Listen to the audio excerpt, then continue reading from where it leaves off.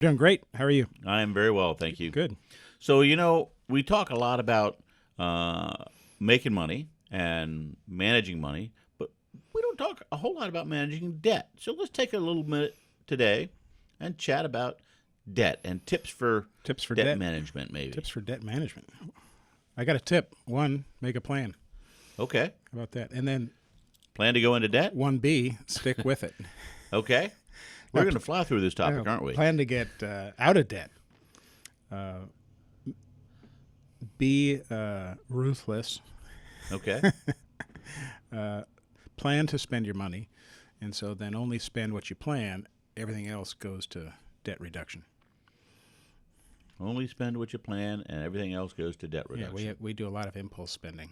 That's true. So if you plan ahead of time, this is where my paycheck goes. This is where resources go. And then everything else goes to pay off the credit card or pay down the mortgage or pay off the home equity line or whatever it is. Okay. Then when you get a few extra dollars, it goes where you need it to go. Goes to paying off debt. Instead of where you're thinking about or not thinking about what you're going to do with it. Okay. So As make opposed a plan. to, I have extra money. I should go splurge and ignore this debt over here. That's right. Just that extra money just goes to where you plan to spend money.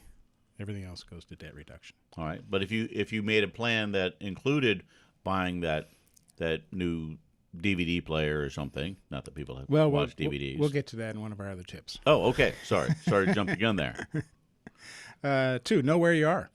Okay. Right? You got to Know where you are. assess Yep. where you're at and what you owe. See where you're at in total. Okay. I've had clients come to me, and one of our first few meetings, or several of the first few meetings, we talk about where we're at. And every once in a while, a new client will say, "Oh, I forgot that I've got, this asset or that debt." Mm-hmm. So in total, find out where you're at right now. Current balances, current interest rates, minimum payments due, things like that. Okay. And again, I looked at a credit card statement last week, and it said if we make no new purchases, it would be paid off making minimum payments in 18 years. Wow. And if you made an extra payment, then they cut it down to 9 years. So Okay. find the interest rate, find the minimum payments due, and get the current balances. How many people out there in the world do you think aren't aware of the interest rate on the debt that they're paying? 8, 10 million. Yeah. Okay. I'm like 8 or 10 people. I think it's higher than that, Dan. My brother and I used to have a game of wildly underestimating things. Okay. Well, there you go. And then decide on a plan to repay. So this is part of knowing where you're at. Tip 2, decide how you're going to repay that. And there's a couple strategies. One is the highest interest rate first. Make all the extra payments towards that. And another one is your lowest balance first. And in some sense, if you pay off the lowest one first, you get a rush Right. and confidence and encouragement to keep on sticking with the plan. Okay. Establish an emergency fund. Well, let's dwell on that other one for Go just back- a second. Okay. Because if you've got one that's at 20%, Yeah. and then you have another one that's at 2%, Okay. and the 2% has $10,000 So on a it. credit card and the 2% could be a car loan, maybe. Okay. So one's got $10,000 on it, and the other one's got $11,000 on it. You should definitely, in some people's book, do the one that's Higher interest rate. higher interest rate, because the difference between the balances is so nominal. Yeah. And if you have 8 credit cards and 3 student loans and 2 car loans, now you're picking. You're in debt trouble. So Yeah. pick one of the plans and stick with it. Okay. Okay. Because Your plan, stick with it. Okay. you got other problems. Then which one should we pay off first? It's Right. let's start paying all of them off and let's get to it. Okay. Good. All right. But establish an emergency fund. So save $1,000 is what one advisor says. A goal of 3 to 6 months, because the lack of an emergency fund is what causes many to start using their credit cards and borrow. Right. So establish that, have your plan, and then we start paying it down. Okay.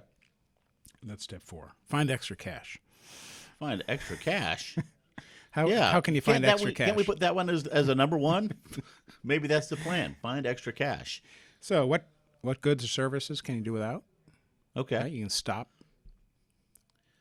a Netflix service or maybe a Prime membership or something. Prime membership. Not the Netflix. Keep the Netflix. You could sell things you don't use anymore. I mean, look around and try to save cash both on goods and services. Okay.